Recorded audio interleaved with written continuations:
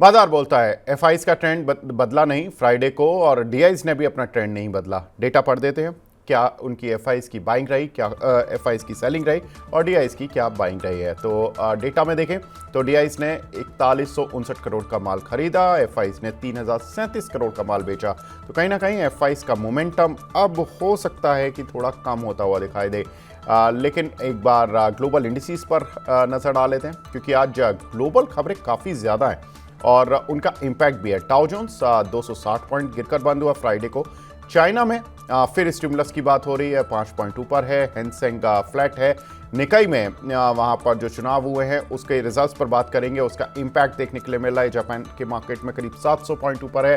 KOSPI में करीब 19 point की बढ़त देखने के लिए मिल रही है, करीब 1% ऊपर है। लेकिन एक बार टॉप गेनर्स और लूजर्स देख लेते हैं, कौन से काउंटर हैं जो आज के सत्र में अच्छा प्रदर्शन कर रहे हैं। तो उन अच्छे प्रदर्शन करने वाले शेयर्स में ओरिएंट इलेक्ट्रिक, यहाँ पर करीब 20% का सर्किट लग गया। एसीआई करीब 11% ऊपर है। बंधन बैंक आफ्टर रिजल्ट्स 8% ऊपर। येस बैंक का अच्छे रिजल्ट्स के बाद करीब 7.5% ऊपर।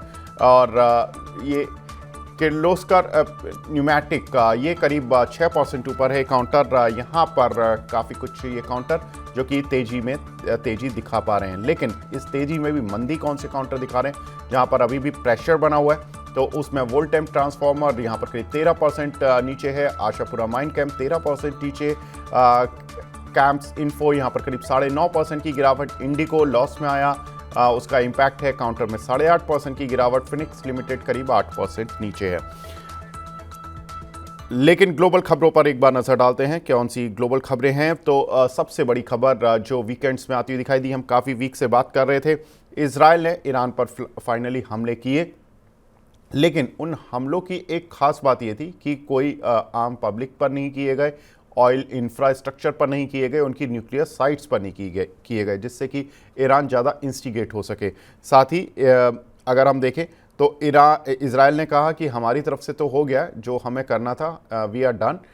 बट ईरान ने उस पर कोई खास तीखी प्रतिक्रिया नहीं दी। यही दुनिया भर के बाजारों के लिए पॉजिटिव था। यानी कि ये जो एस्केलेशन था दोनों साइड से कि अगर तुम हमारे ऊपर बम गिराओगे तो हम भी गिराएंगे, वो एस्केलेशन कहीं ना कहीं एंड होता हुआ दिखाई दे रहा है, जिसका एक इम्पैक्ट हमने क्रूड ऑयल की प्राइसेस में कल इंटरनेशनल मार्केट में भी देखा। क्रूड ऑयल की प्राइसेस नीचे आ गई और उसका फ़ायदा कुछ हद तक हम इंडियन मार्केट्स में भी देख रहे हैं। सनी सर, जो ये एक तो मैं दो चीज़ों पर पूछना चाहूँगा। एक तो ये जो तेल के लेकर एक अनसर्टेनिटी थी, जियोपॉलिटिकल रिस्क को लेकर जो अनसर्टेनिटी थी, ईरान इजराइल रोज एक टेंशन देते थे, एटलीस्ट वहां पर विराम लगाए अभी फिलहाल के लिए। अब अगर कोई फर्दर आगे कभी भविष्य में कुछ होता है तो अलग बात है, लेकिन फिलहाल के लिए विराम लगाए। और दूसरा कि तेल पर अब क्या करें और तेल से रिलेटेड शेयर्स में इंडिया में क्या करें। ये डेफिनेटली विवेक जी काफी पॉजिटिव है अगर ईरान और इसराइल का वॉर एस्केलेट नहीं होता है, और स्पेशली अगर मैं इंडियन मार्केट के लिहाज से बात करूं तो क्रूड ऑयल के दाम अगर कहीं स्टेबल होते हैं एक पर्टिकुलर बैंड में तो डेफिनेटली पॉजिटिव रहेगा इकोनॉमी के परस्पेक्टिव से भी। और काफी सारी कंपनीज है which are dependent on crude and crude oil derivatives, जो जो काफी वोलाटिलिटी जब रहती है क्रूड ऑयल में तो उनके कहीं ना कहीं बिजनेस और मार्जिन कहीं ना कहीं इंपैक्ट होते नजर आते हैं। तो आई थिंक ओवरऑल फिलहाल तो लग रहा है कि काफी पॉजिटिव है क्रूड ऑयल का जो प्राइस करेक्शन है again augur well for Indian as an India as an economy as well as foreign many listed companies whether they are in the tire paints chemical sector at the same time plastic processing industry airline industry. तो I think सभी industry के लिए definitely positive रहता है crude oil जब नीचे रहेगा। तो let's C, but ultimately crude oil stable होना चाहिए। ऐसा नहीं हो सकता है कि क्रूड ऑयल 10 से 15 डॉलर के बीच में कंटिन्यूअसली 2-3 दिन से मूव हो रहा है। तो मुझे लगता है कि कहीं ना कहीं अगर एक पर्टिकुलर बैंड में जाके जब क्रूड ऑयल स्टेबल होगा तब जाके बिजनेस, एक एंटरप्रेन्योर होता है उसे डिसीजन मेकिंग में भी कहीं ना कहीं आसानी होती है। तो let's see, I think as of now so far so good, looks good कि क्रूड ऑयल नीचे आया है और इंडियन इकोनॉमी के लिए कहीं ना कहीं एक पॉजिटिव खबर भी रहेगी। बिल्कुल। दूसरी बड़ी खबर सर, जापान में इलेक्शन हुए हैं और चुनावों में मिले जुले नतीजे रहे हैं, क्योंकि वहाँ पर जो रूलिंग गवर्नमेंट थी वो 70 साल से लगभग गवर्नमेंट उसमें बनी हुई थी, 7 डेकेड से। और यहाँ पर देखें तो उनको झटका लगा। एलडीपी जो उनकी मेन पार्टी है उसको केवल 191 सीटें मिली है, 233 सीटों की ज़रूरत थी। अब मार्केट सर इसको कैसे ले रहा है, क्योंकि हमने कल देखा कि करेंसी टूट गई उनकी। करेंसी टूटना तो उनकी इकोनॉमी के लिए हमेशा अच्छा ही माना जाता है, लेकिन गवर्नमेंट की अनसर्टेनिटी भी अच्छा नहीं माना जाता। तो ये मार्केट आज जापान का क्यों ऊपर है, और जो जापान से रिलेटेड शेयर हैं लाइक मारुति और नैम इंडिया, इन सभी में क्या करना चाहिए, कोई इम्पैक्ट होगा? आई थिंक अगर मैं जापान की बात करूं और उसका जब इक्वेशन हम इक्विटी मार्केट से करते हैं, तो कहीं ना कहीं जापान में एक जो क्लैमर था, जो कि दुनिया के सभी सेंट्रल बैंक के विपरीत था, कि वो अपना इंटरेस्ट रेट बढ़ाएंगे so as to control the inflation in the Japanese economy. तो मुझे लगता है कि वो एक कहीं ना कहीं एक बहुत बड़ा फियर था, और उसी के चलते जो कैन येन कैरी ट्रेड जिसे कहते हैं, उसमें एक बहुत बड़ा रिवर्सल हुआ था बीच में। मुझे लगता है कि ultimately that is over. And अगर मैं इंडियन कंपनीज की बात करता हूँ जहाँ जापानीज प्रमोटर है, ultimately because of change in political environment in Japan, मुझे नहीं लगता है कि इंडियन कंपनीज पे कोई बहुत अच्छा खासा इम्पैक्ट देखने मिलेगा। अगर मैं निप्पॉन की बात करूँ तो प्रीडोमिनेंटली एसेट मैनेजमेंट कंपनी है, म्यूचुअल फंड मैनेज करती है, ग्लोबली भी इन्वेस्ट करती है। तो मुझे लगता है कि इसका कोई इम्पैक्ट नहीं रहेगा। Yes, Maruti can have some impact, क्योंकि मारुति का टू सम एक्सटेंड डिपेंडेंसी है जापान पे, based on import of raw material. And at same time जब रॉयल्टी का पेमेंट करते हैं, तो उसका इम्पैक्ट कहीं ना कहीं येन के मूवमेंट में देखने मिलता है। But again political environment keep on changing globally, उससे मुझे नहीं लगता कि कोई बहुत बड़ा इम्पैक्ट रहेगा, क्योंकि ultimately it's a need of reaction in the market. Let's see where the things settle in Japan before taking any call on कि जापानीज पॉलिटिकल एनवायरनमेंट के चलते डोमेस्टिक बिजनेसेस पे कहीं इम्पैक्ट देखने मिलेगा। बिल्कुल। तीसरी बड़ी खबर सर, चाइना में राहत पैकेज की फिर बातें हो रही हैं। अब की बार राहत पैकेज शायद नवंबर में आ सकता है, इस तरह की बातें हो रही हैं। क्या ये बातें ही रहेंगी या एक्चुअल पैकेज आएगा, और अगर आएगा तो ये इंडिया के लिए कितना हानिकारक होगा? अगेन जिस तरह से चाइना में हम टाइम एंड अगेन राहत पैकेज की बात सुनते आ रहे हैं, मुझे लगता है कि कहीं ना कहीं जो एक्सपेक्टेशन थी कि जो चाइना में पैकेज रहे आएगा, वो उससे कहीं ना कहीं कमजोर पैकेज ही हमने देखा है।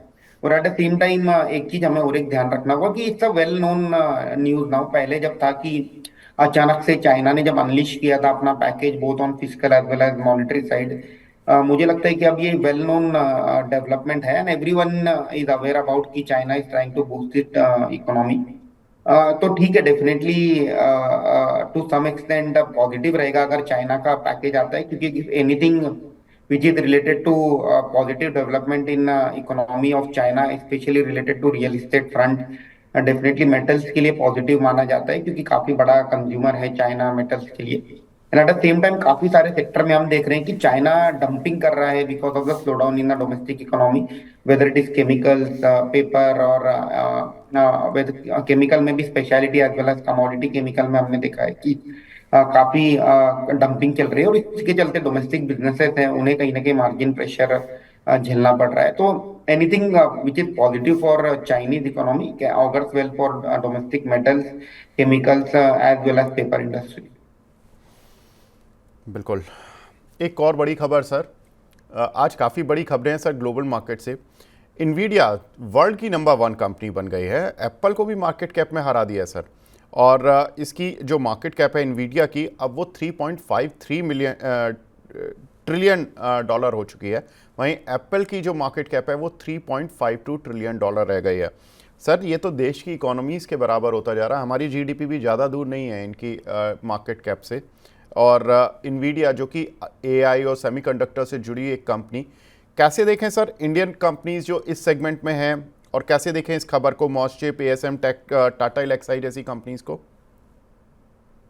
अगेन आई थिंक इसमें कोई दो राय नहीं है कि future is all about fast computing, data processing, और इसी के चलते जो एआई है उसके रिलेटेड जो बिजनेसेस है, डेफिनेटली उसमें एक स्ट्रॉन्ग अप ट्रेंड हम दिख रहे हैं।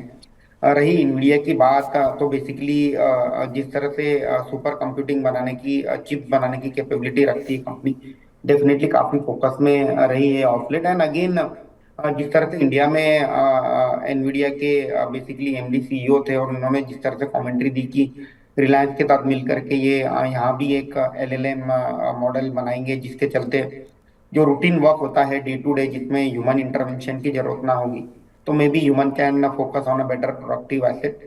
डोमेस्टिक साइड में मुझे लगता है कि काफी सारी कंपनीज ने इसमें फोरे किया है। Recently Tata group has forayed into setting up one of the component of semiconductor plant in Gujarat as well as in Northeast Belt।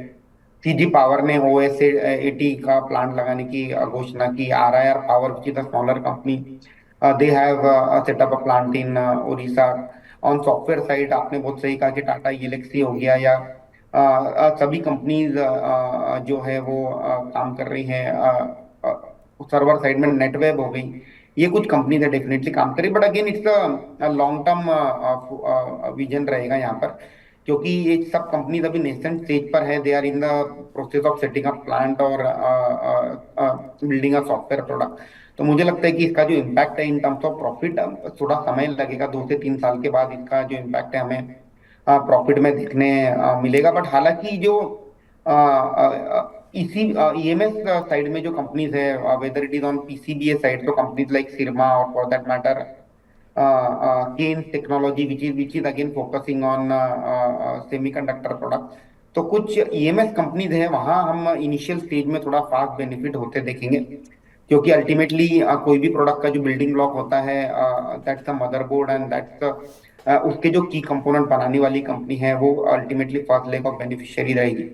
And at the same time there are few chemical companies which will emerge winner over here, क्योंकि semiconductor plant में कहीं ना कहीं जो clean gases है उसकी requirement हम आते देखेंगे।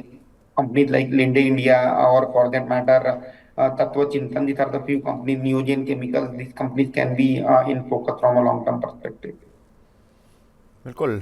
पूरी दुनिया के माफ़ कीजिएगा, इंडिया के मार्केट में पूरे ज़्यादातर mid cap small cap share गिर रहे थे। मोस्टशिप तब भी स्ट्रेंथ दिखाए। पूरे पिछले 5 दिन का मैं चार्ट देख रहा हूँ, 7% अप, सरप्राइजिंगली, मतलब बहुत ही ज़बरदस्त प्रदर्शन इस ऐसे मार्केट पे जहाँ पर कि मिड कैप स्मॉल कैप पर पूरा कारनेज चल रहा था लास्ट वीक।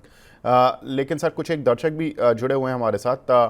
सांश डोगरा जी का सवाल है, I am a big fan of your show, thank you Dogra ji. इनके पास सर टेक्समैको रेल के कुछ शेयर हैं 265 रुपये के। सर इसके रिजल्ट्स आए थे, आज शेयर 3.5% ऊपर है, कैसे देखें इसको? आई थिंक बने रहने की राय रहेगी। काफी स्ट्रॉन्ग नतीजे कंपनी ने डिक्लेयर किए and time and again we have been telling that कि जो railway wagon as a sector है, उसमें काफी रोबस्ट अर्निंग ग्रोथ हम अगले 2 साल में आते देखेंगे। तो जितनी भी तीनों कंपनीज है, whether it is Texmaco, Titagarh as well as Jupiter, this can be a part of your portfolio. Again investment horizon कम से कम 2 साल का रखना। टेक्समैको रेल में मैं बने रहने की राय दूंगा। इनफैक्ट अगर इनके पास कुछ अगर सरप्लस कैपिटल है, तो एक अपॉर्चुनिटी है कि टेक्समैको रेल में ग्रेजुअली एवरेजिंग भी कर सकते हैं। बिल्कुल। अब सेंसेक्स 950 पॉइंट ऊपर होने की तरफ है और निफ्टी ने 250 का आंकड़ा पार कर दिया है, यानी 250 पॉइंट ऊपर है और निफ्टी अब 24,432 पर आ चुका है। बैंक निफ्टी 750 पॉइंट ऊपर। बहुत शानदार प्रदर्शन आज काफ़ी दिनों बाद देखने के लिए मिल रहा है। सर कुछ एक और दर्शक हैं, वैशाली चौधरी जी हैं, ये पूछ रही हैं एफएल इंडिया और एक्साइड में क्या करें। एफएल इंडिया इन्होंने 1592 रुपये पर लिए हैं और एक्साइड 489 रुपये पर, 489 पर लिए हुए हैं sir. Again FL India, again one of the very unique business model, जो हम देखते हैं कि प्रिडोमिनेंटली जो कंज्यूमर स्पेंडिंग होता है, advertisement and all through consumer acquisition, तो बेसिकली वो प्लेटफॉर्म पर फोकस करती हैं, सॉफ्टवेयर साइड में है। अगेन बाइंग प्राइस क्या रहेगा विवेक जी इनका एफएल इंडिया में? सर इनका बाइंग प्राइस मैं बताता हूँ, इनका है सर 1592। 1592, ओके। यस। थोड़ा ऊपर का बाइंग बाइंग है। मुझे लगता है कि जी। अगेन काफी अच्छी कंपनी है, but looking at the way there is a selling which was going on in the market, I think जो 200 डीएमए है उसका एक स्टॉप लॉस रख के इसमें काम करना चाहिए, which is close to 1360 rupees. तो आई थिंक वो स्टॉप लॉस रख के इसमें काम कीजिए। Fundamentally I think company is very robust. And coming to Exide industry, again very robust play on battery side. जो लिथियम आयन का इनका जो गीगा फैक्ट्री लग रहा है, एट द सेम टाइम जो टाइप हुआ है Hyundai और किया के चलते हैं, मुझे लगता है कि लॉन्ग टर्म ग्रोथ प्रोस्पेक्ट काफी अच्छे हैं एक साइड में बने रहने के राय रही। जी। कुछ और खबरें सर, जिसमें कि एक इंडियन निवेशकों को, इंडियन जो लोग हैं उन्हीं को निराश होने की ज़रूरत नहीं है। निराशा अमेरिका में भी चल रही है। अमेरिका में सर एक डेटा पढ़ता हूँ, 80% अमेरिकन कंज्यूमर्स ने अपने विंटर ब्रेक में सस्ते होटल देखने शुरू कर दिए हैं, और अपने विंटर ब्रेक में जो वो लंबी लंबी छुट्टियों पर जाते थे उन्होंने उसको भी कट कर लिया है। और इंटरेस्टिंग, उसमें भी सबसे इंटरेस्टिंग बात यह है कि जिनकी अर्निंग $1 लाख तक है, ये उन्होंने ज़्यादा किया है, उसके ऊपर वालों ने नहीं किया है सर। उससे ऊपर के लेवल पर तो बहुत कम लोग होंगे वहाँ पर। आई थिंक $1 लाख जो साल का कमाते हो, $1 लाख भी सर कम नहीं होता है। इंडियन करेंसी में देखें तो 80-82 लाख होता है। जो आदमी इंडिया में 80-82 लाख रुपए कमाता हो, उसको अपने ब्रेक्स, विंटर ब्रेक या घूमने छुट्टियों पर जाने की कट करने की ज़रूरत थी, या होटल के एक्सपेंडिचर को कट करने की ज़रूरत थी सर? ये क्या कोई मंदी का संकेत है अमेरिका में भी? और मैं पढ़ रहा था कि अभी कुछ एक होटल चेन्स ने अपने जो रूम रेंट हैं वो भी अब थोड़े सॉफ्ट करने शुरू कर दिए, जबकि इनका पीक सीजन शुरू हो रहा है। कैसे देखें सर होटल शेयर्स को? अगेन मुझे लगता है कि विवेक जी कहीं ना कहीं जो एक एक्स्ट्रा मनी जो सभी इकोनॉमीज ने पंप किया था पोस्ट कोविड गवर्नमेंट के चलते, मुझे लगता है कि अब वो कहीं ना कहीं नॉर्मलाइजेशन के और जाते दिख रहा है कि एक एक्स्ट्रा मनी जो कंज्यूमर के पॉकेट में था यूएस में, अब वो कहीं ना कहीं खत्म होते नजर आ रहे हैं। एंड दैट्स साइन कि जहाँ जब आप डिस्क्रिशनरी स्पेंड को आप कट करना स्टार्ट करते हो, तो डेफिनेटली दो एस्पेक्ट होते हैं। या तो आपकी जो एक्स्ट्रा सेविंग जो थी वो कहीं ना कहीं खत्म हो चली है, या दूसरा कहीं ना कहीं जो आउटलुक है वो कहीं ना कहीं थोड़ा खराब होते नजर आ रहा है। And that is the reason कि लोग ऑन अ कॉशियस फ्रंट जो है अननेसेसरी एक्सपेंसेस को कट करते नजर आ रहे हैं। तो that can be a kind of one of the indicator कि थोड़ा स्लो डाउन डेफिनेटली हो सकता है, अगर ये जो ट्रेंड है आगे जाके बरकरार रहेगा तो।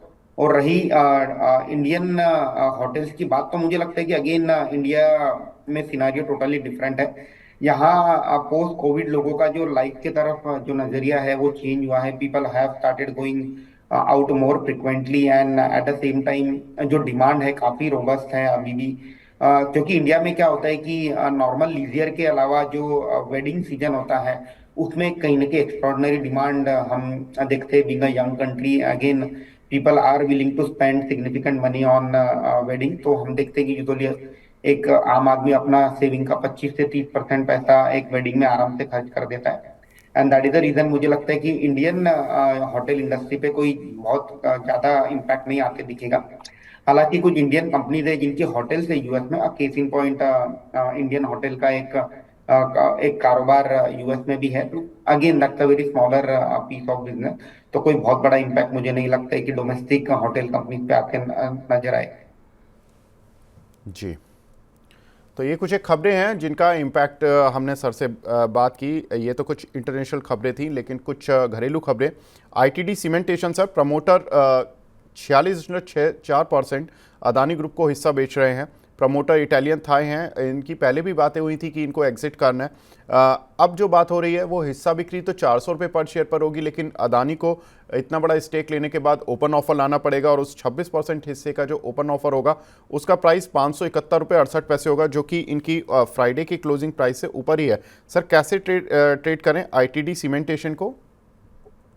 अगेन मुझे लगता है कि काफी रोबस्ट प्रमोटर की एंट्री हुई है।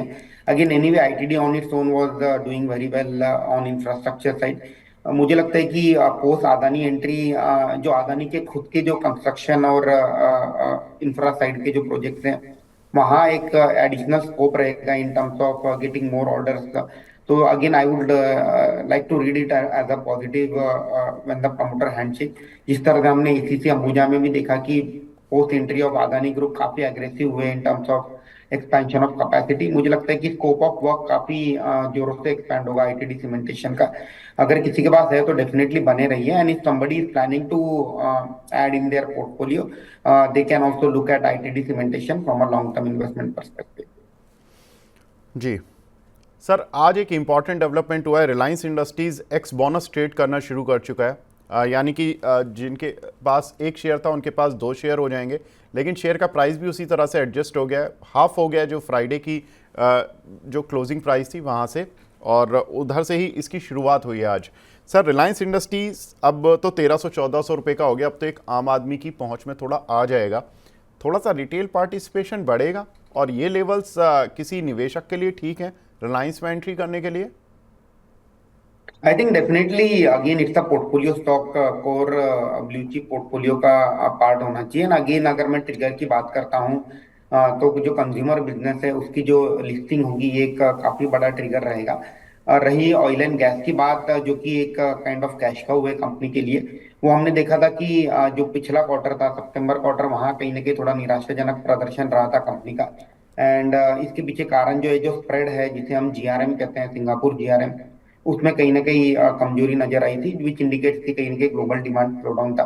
बट अगर आप सिंगापुर जीआरएम का ट्रेंड देखेंगे, ऑफलेट बॉटम में जो $1.5 का एक बॉटम बनाया था, वहां से फिर से बाउंस होके $4-4.5 अब ट्रेड कर रहा है सिंगापुर जीआरएम। तो मुझे लगता है कि even oil and gas business should start doing well from December quarter onward. तो एक अच्छा मौका है लॉन्ग टर्म पोर्टफोलियो में ऐड करने का। अगेन जरूरी नहीं कि आप जाके आज ही कैपिटल डिप्लॉय कर दें, एसआईपी रूट के थ्रू भी रिलायंस को ग्रेजुअली पोर्टफोलियो में ऐड किया जा सकता है। बिल्कुल, तो रिलायंस एक पोर्टफोलियो स्टॉक है, यानी कि आप लें और इसको छोड़ दें लंबी अवधि के लिए, आराम करें, इसको देखना नहीं है रोज रोज। कुछ स्टॉक होते हैं जो पोर्टफोलियो स्टॉक होते हैं, कुछ स्टॉक होते हैं जिनको कि हम थोड़ा रोटेट करते रहते हैं, जल्दी जल्दी उनको प्लस माइनस करते रहते हैं, तो रिलायंस पोर्टफोलियो स्टॉक है।